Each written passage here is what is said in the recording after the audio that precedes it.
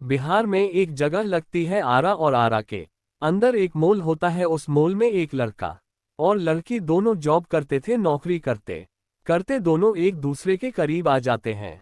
उसके बाद उनकी दोस्ती और दोस्ती के बाद फिर प्यार हो जाता है। फिर दोनों ने फैसला किया कि दोनों साथ साथ जिएंगे, साथ साथ मरेंगे। इसके लिए लड़का लड़की शादी करना चाहते थे। लड़के के पिता नहीं थे, उसके बावजूद भी उसने फैसला कर लिया। हालांकि दोनों को शादी करने में बहुत ज्यादा दिक्कतों का सामना करना पड़ा, लेकिन जितनी भी मान मर्यादा थी, सीमाएं थी, सबको लांघती हुए दोनों ने शादी कर ली। कुछ दिन के बाद उस लड़की का सिलेक्शन बिहार पुलिस में हो जाता है। अब बिहार पुलिस में सिलेक्शन होने के बाद जिंदगी अच्छी चल रही थी। 2 बच्चे भी पैदा हो जाते हैं। लेकिन एक दिन खबर अखबारों में, सोशल मीडिया के माध्यम से पता चलता है कि एक ही घर के अंदर 5 कत्ल हो जाते हैं, यानी कि 5 लोग मारे जाते हैं।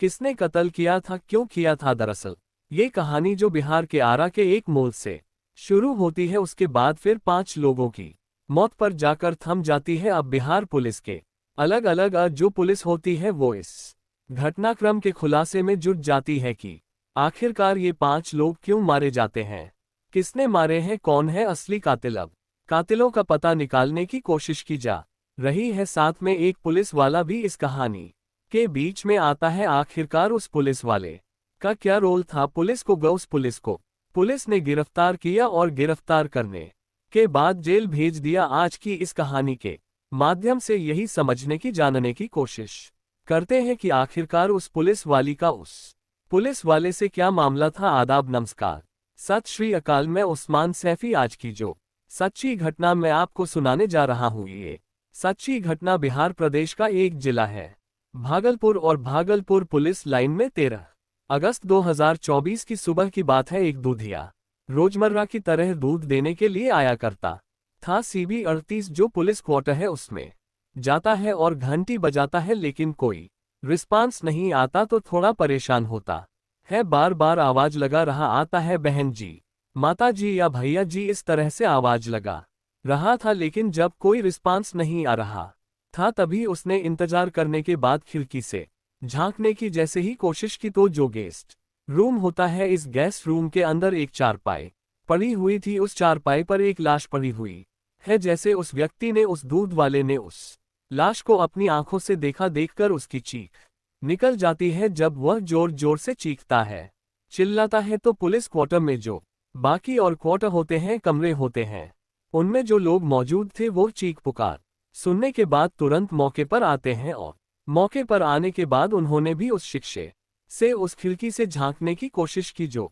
पुलिस वाली होती है। उसकी सास की लाश पड़ी हुई थी, दरवाजा खुल नहीं रहा है। इसके बाद फिर पुलिस को सूचना दी जाती है नजदीकी पुलिस स्टेशन से, और बाकी जो पुलिस के आला अधिकारी होते हैं वह मौके पर आते हैं। इसके बाद से उस दरवाजे को खुलवाने की कोशिश की जाती है, और जैसे ही दरवाजा खोला जाता है तो उसके बाद जो दृश्य था उसे देखने के बाद हर किसी की आंखें खुली की खुली रह जाती है। लोग सोचने पर मजबूर हो जाते हैं। दरअसल दृश्य था ही इतना भयानक जब सास को देखा जाता है। सास के बाद जब कमरे में अंदर जाते हैं तो एक ही बेडरूम के अंदर 2 बच्चे हैं।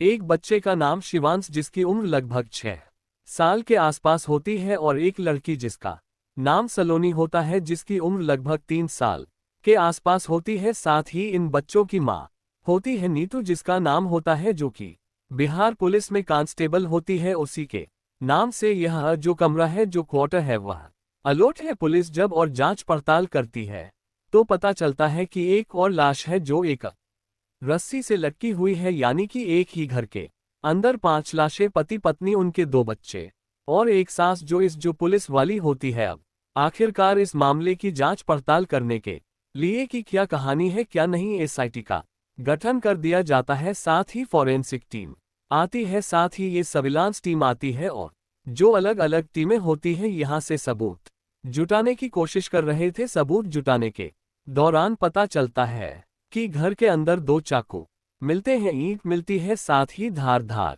हथियार मिलते हैं, और एक गीला तौलिया मिलता है। ऐसा लग रहा था जैसे कि एक जगह को साफ करने की कोशिश की गई है। अंदर किसी के आने का कुछ निशान मिल नहीं रहा था जो घर के अंदर है। अब शायद इसी में से ही कोई कातिल था, लेकिन कौन है कातिल यही आप जानने की कोशिश कर रहे थे। तभी पुलिस को एक नोट मिलता है। नोट यानी कि एक पत्र मिलता है, और जो उस पत्र में लिखा हुआ था उस पत्र को देखने के बाद पुलिस की कुछ राह थोड़ी आसान हो जाती है। लेकिन ऐसा लग रहा था जैसे क्या ये वह और भी ज्यादा मुश्किल हो जाता है। दरअसल उस पत्र के अंदर लिखा हुआ था कि नीतू ने मेरे 2 बच्चों को और मेरी माँ को मार दिया है, यानी कि 3 कत्ल इस पुलिस वाले ने कर दिए हैं। इसलिए मुझे गुस्सा आता है और मैंने इसलिए नीतू को मार दिया है। नीतू जो है महिला कांस्टेबल है, जो कि बिहार पुलिस में इसकी तैनाती है। और इन दोनों की अगर पहली मुलाकात की हम बात करें तो बिहार के आरा से इनकी प्रेम कहानी शुरू होती है। प्रेम कहानी मॉल के अंदर या जॉब करते थे। नौकरी करते करते दोनों को प्यार हो जाता है, एक दूसरे से शादी कर लेते हैं और शादी करने के बाद ये अपनी जिंदगी में खुश थे। इसी बीच एन के साल 2015 में इस लड़की की पुलिस में नौकरी लग जाती है और 2 बच्चे पैदा हो जाते हैं। सब कुछ ठीक चल रहा था, लेकिन 2024 में 13 अगस्त की वो सुबह और 12 अगस्त की वो रात में ऐसा क्या हुआ ये हर कोई जानने की कोशिश में जुड़ जाता है। पुलिस वालों ने जब उस जो नोट था, जो पत्र लिखा हुआ था, उसमें एक मोबाइल नंबर भी लिखा हुआ था। पुलिस वालों ने उस मोबाइल नंबर की पड़ताल करनी शुरू की तो पता चलता है कि वो मोबाइल नंबर एक कांस्टेबल का होता है, जिसका नाम होता है सूरज कुमार ठाकुर। अब सूरज कुमार ठाकुर और नीतू के बीच की क्या कहानी है, पुलिस ने जब ये जानने की कोशिश की तो सूरज को हिरासत में लिया जाता है और उससे बातचीत की जाती है। तब ये पता चलता है कि साल 2015 में इस सूरज की और नीतू इन दोनों की बिहार पुलिस में नौकरी लग जाती है। ये कांस्टेबल बन जाते हैं और उसके बाद फिर इनकी पहली पोस्टिंग जो होती है, ट्रेनिंग के बाद में वो नवगछिया एक थाना लगता है, वहां पर पहली पोस्टिंग हो जाती है। दोनों एक दूसरे के लिए बिल्कुल अनजान थे, नई जगह थी। एक तरफ नीतू सिंह ने जो शादी की थी वो लव मैरिज के बाद शादी की थी, और दूसरा इसी थाने में इस सूरज कुमार की जो पोस्टिंग हो जाती है। तो ये एक दूसरे जानते नहीं थे, लेकिन जैसे जैसे वक्त आगे बढ़ रहा था वैसे वैसे इन दोनों की मुलाकातें भी बढ़ने लगती हैं, लेकिन इतना नहीं जैसे एक नॉर्मल ही स्टाफ में एक दूसरे से बातचीत होती है, इससे ज्यादा कुछ नहीं था। साल 2021 तक ये इसी थाने में दोनों साथ साथ रहते हैं, लेकिन इत्तेफाक से दोनों का साल 2021 में यहां से ट्रांसफर हो जाता है भागलपुर के लिए। अब भागलपुर के लिए ट्रांसफर हो जाता है साल 2021 में। तो नीतू जो होती है उसका आरटीआई जो एक एरिया होता है एसपी कार्यालय में, जहां पर आरटीआई की सूचना आती है, उनकी सूचना देना लेना यही काम होता है। वहां पर इस नीत की पोस्टिंग हो जाती है, और जो ये लड़का होता है यानी कि पुलिस कांस्टेबल होता है सूरज कुमार ठाकुर, जिसका डीसीबी ब्रांच में इसकी पोस्टिंग हो जाती है। एक ही एसपी कार्यालय में थे, लेकिन दोनों के ऑफिस दोनों अलग अलग होते हैं। लेकिन इस बीच में एक दूसरे से मिलना जुलना जब एक जगह से दोनों आते हैं, और यहाँ पर बिल्कुल अब एक नई जगह थे, तो यहाँ पर फिर भी दोनों का आपस में मिलना जुलना होता था। लेकिन साल 2023 की बात है, सूरज कुमार को डेंगू हो जाता है और डेंगू से उसकी तबीयत बहुत ज्यादा बिगड़ने लगती है, खराब हो जाती है। उससे शायद हॉस्पिटलाइज भी करना पड़ता है, ऐसा बताया जाता है। अब ऐसी स्थिति में उसका कोई ख्याल रखने वाला नहीं था। तब नीतू ने उस सूरज का ख्याल रखना शुरू कर दिया। उसको जिस चीज की जरूरत होती थी, खाने पीने से लेकर हर चीज की जरूरत है उसकी, वो पूरा करने की कोशिश करती थी। और ऐसे वक्त में जब सबसे खराब दौर सूरज ठाकुर का चल रहा था, तब नीत उसके इर्द गिर्द होती थी। तब कहीं ना कहीं एक दूसरे के नजदीक आ जाते हैं, करीब आ जाते हैं। ये दोनों एक दूसरे के नजदीक आते हैं। अब ये सूरज ठीक हो जाता है। लड़की जब अपने घर पर जाया करती थी तो अपने बच्चों में, अपने पति में ध्यान कम होता था। इसका पति क्योंकि पहले नौकरी करता था, बाद में बताया जाता है कि शायद वो बेरोजगार हो जाता है, इसलिए कई बार घर में इस बात पर कलेश भी होता था कि तुम बाहर चले जाओ कमाने के लिए, लेकिन वो शायद अपनी पत्नी के ही भरोसे रहने लगता है और बच्चों पर भी कम ध्यान दिया जाता था। अब ये पुलिस वाली बन जाती है, तो इसलिए इसका जैसे जैसे आगे वक्त बढ़ रहा था तो इसके अंदर बताते हैं कि कुछ एटीट्यूड भी आ जाता है। वो अपने बच्चों पर उतना ध्यान नहीं दे पा रही थी, पति पर ध्यान नहीं दे पा रही थी। घर आती थी तो मोबाइल में अक्सर उसका मन लगा रहता था।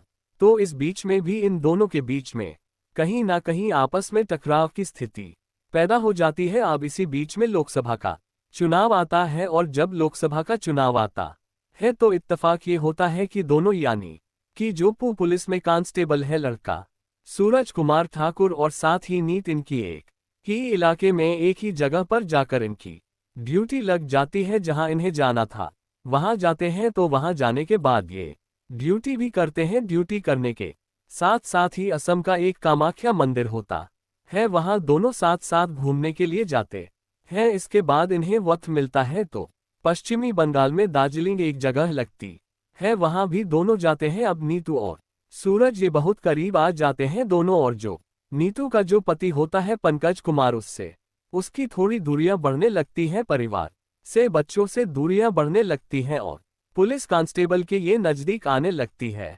ऐसी जानकारी मिलती है अगर मीडिया रिपोर्ट की माने तो ये दोनों एक बार ये साथ साथ मिल जाते हैं और इस बात का पंकज यानी कि इस नीतू का जो पति होता है उसे थोड़ा विरोध करता है। विरोध की स्थिति आ जाती है और यह नीतू अपने ही पति पर इतना हावी होती है कि हाथापाई तक की नौबत आ जाती है। ऐसा लग रहा था जैसे वो उस पर हाथ छोड़ देगा। घर आते हैं और बात यहाँ से बिगड़ जाती है। अब इन दोनों के बीच में जो कुछ विवाद था इनके बीच में ऐसे चलता रहा, लेकिन ये घर जब आते हैं ये 2-4 दिन बीत जाते हैं। 12 अगस्त 2004 की उस रात में आखिरकार ऐसा क्या हुआ कि 13 अगस्त को एक ही घर के अंदर 5 लाशें मिलती हैं। नीतू, उसके पति की, उसके 2 बच्चों की और साथ ही उसकी सास की। अब जिस तरह से लेटर लिखा हुआ है कि नीतू ने 3 यानी कि 2 बच्चों का कत्ल किया है और उसकी मां को मार दिया है, इसलिए नीतू को उसके पति ने मार दिया है। उसके बाद फिर उसने अपनी जीवन लीला समाप्त कर ली है।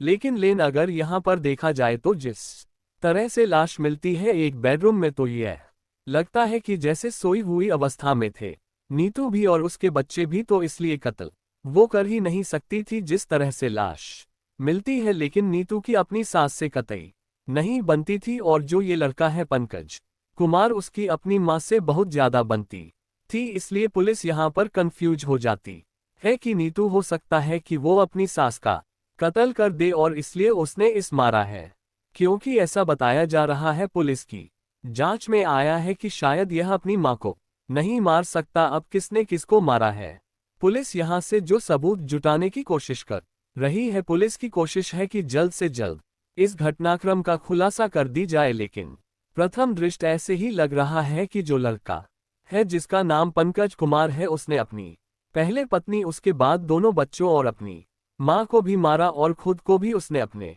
जीवन लीला समाप्त करने के बाद जो पूरा घर था पूरी तरह से तहस नहस इस प्यार की कहानी का हमेशा हमेशा के लिए दयांत कर दिया। और उस जो पत्र लिखा था, पत्र में एक नंबर लिखा जो सूरज कुमार ठाकुर का होता है। पुलिस ने उससे पूछताछ की और उसने अपनी प्रेम कहानी जो बताई थी, जिस तरह से उसके अवैध संबंध उस महिला कांस्टेबल के साथ बन जाते हैं और यह बात कहीं ना कहीं इसके पति को पता चल जाती है और यहीं से यह कहानी कत्ल की ओर पहुंच जाती है। 2 एफआईआर इसमें दर्ज की गई हैं। एक एफआईआर जो पंकज यानी कि इस महिला कांस्टेबल के पति के खिलाफ, लेकिन पंकज अब इस दुनिया में है ही नहीं। साथ ही दूसरी एफआईआर लिखी जाती है सूरज कुमार के खिलाफ, पुलिस ने उसको गिरफ्तार कर लिया है।